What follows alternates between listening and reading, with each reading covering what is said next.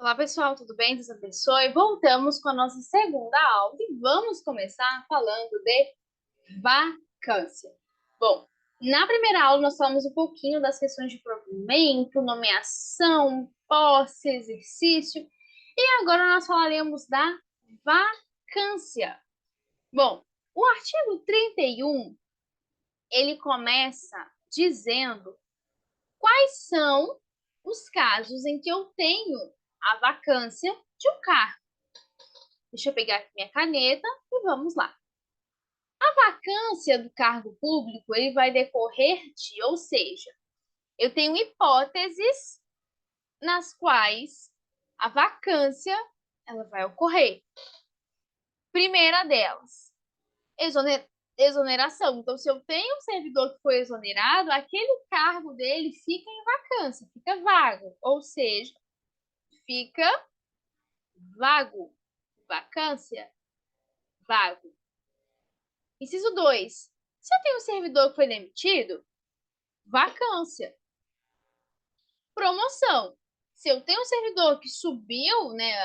Por isso que é horizontal, né? Ele foi promovido. Aquele carro que ele estava, vago. Readaptação definitiva, tenho a vacância. Aposentadoria, eu tenho uma vacância, por quê? Porque o cargo daquele servidor que foi aposentado vai ficar vago. Posse em outro cargo inacumulável, a mesma coisa. E também, então, obviamente, o mais entendível, falecimento. Acabou. Vai voltar mais por conta do falecimento daquele servidor. Então, esses casos aqui, pessoal, são os casos que nós temos os cargos vagos. E é isso que o próximo slide ele vai nos trazer. Só tomar uma água aqui, gente.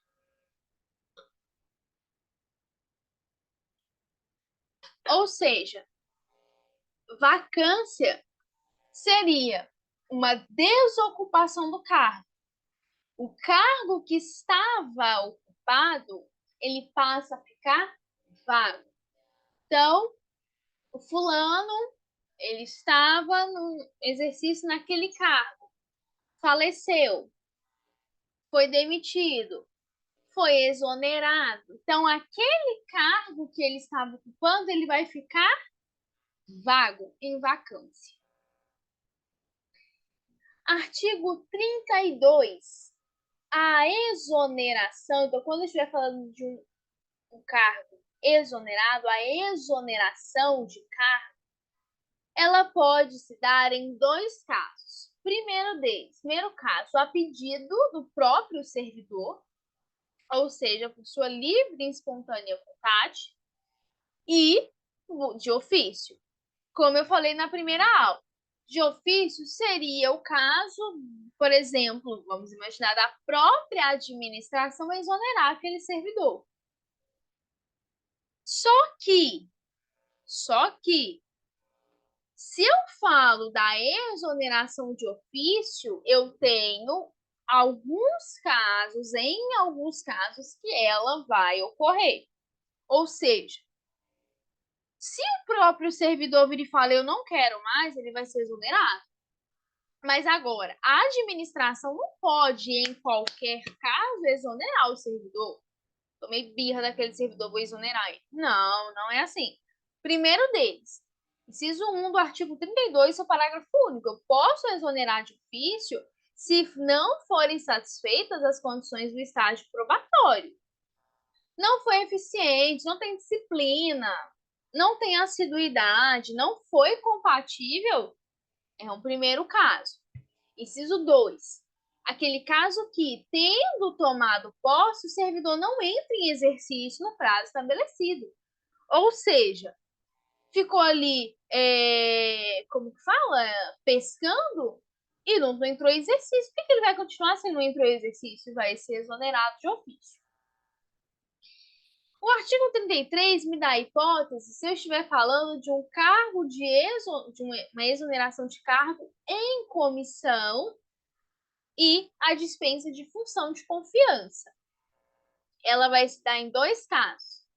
Inciso 1, a juízo da autoridade competente e também a pedido do próprio servidor, ou seja, basicamente, de ofício, e também a pedido do servidor, tá? Artigo 36. A remoção a pedido do servidor, ela vai ser concedida a critério da administração. Artigo 37. A remoção por concurso interno será promovida conforme dispuser em lei, não, regulamento. Artigo 38. Por permuta, se processa por consenso de ambos os interessados, observada a convivência administrativa, conveniência, perdão, administrativa. Parágrafo único. Os interessados na permuta, eles devem ter a mesma categoria funcional, o mesmo regime de trabalho, a mesma habilitação profissional, ou seja, tudo igual. Artigo 39.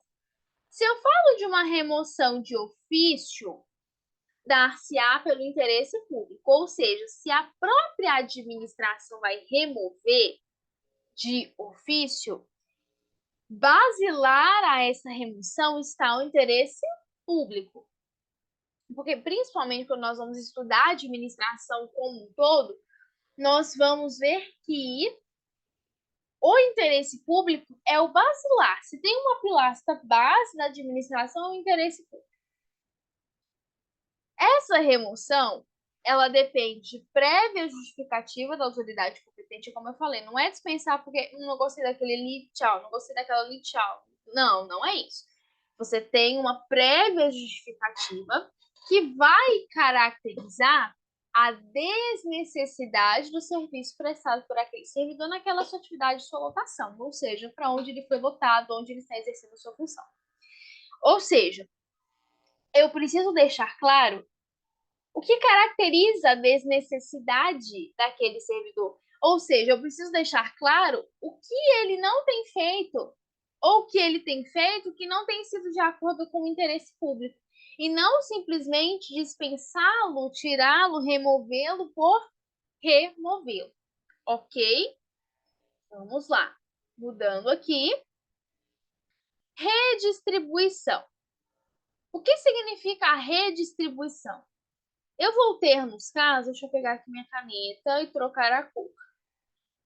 A redistribuição, gente, é um deslocamento, vou deslocar do provimento efetivo, ocupado ou vago no âmbito do quadro geral de pessoal para um outro órgão do mesmo poder. Ou seja, eu vou deslocar de cargo de provimento ocupado ou vago e vou deslocar esse servidor para um outro órgão no mesmo poder. Vou observar os seguintes preceitos. Inciso 1. Interesse da administração. Não vou deslocar por deslocar. 2. A equivalência do vencimento. 3. A manutenção da essência das atribuições do cargo. 4. Vinculação entre os graus de responsabilidade e complexidade das atividades, ou seja, essa paridade. 5. O mesmo nível de escolaridade, especialidade e habilitação. Bom, obviamente, eu não vou deslocar um servidor que é de um cargo que pede A e não vou deslocar para um cargo que pede G. Não vou fazer isso, né, gente? 6. A compatibilidade entre as atribuições do cargo e as finalidades institucionais do órgão. Ou seja, se você fala nessa redistribuição, nesse deslocamento, você tem, então, obviamente, uma paridade com o cargo que era ocupado com o novo cargo. É o mínimo que se espera. Artigo 41. Essa redistribuição, ela ocorre de ofício para ajustamento de lotação e da força de trabalho às necessidades do serviço, inclusive nos casos de reorganização, extinção ou criação de órgãos ou entidade. Ou seja, vamos imaginar, eu tenho, só um exemplo, tá? 1.000 funcionários nesse órgão A. E no órgão B eu tenho 300.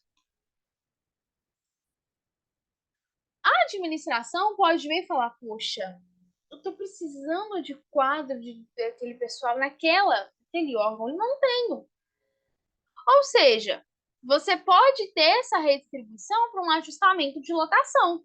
Peraí, o trabalho no B está sendo alto, eu preciso de funcionários no B. As necessidades do serviço. Ou seja, se eu tenho uma grande demanda aqui, eu preciso de funcionários desse órgão B. É basicamente isso, tá? Parágrafo único.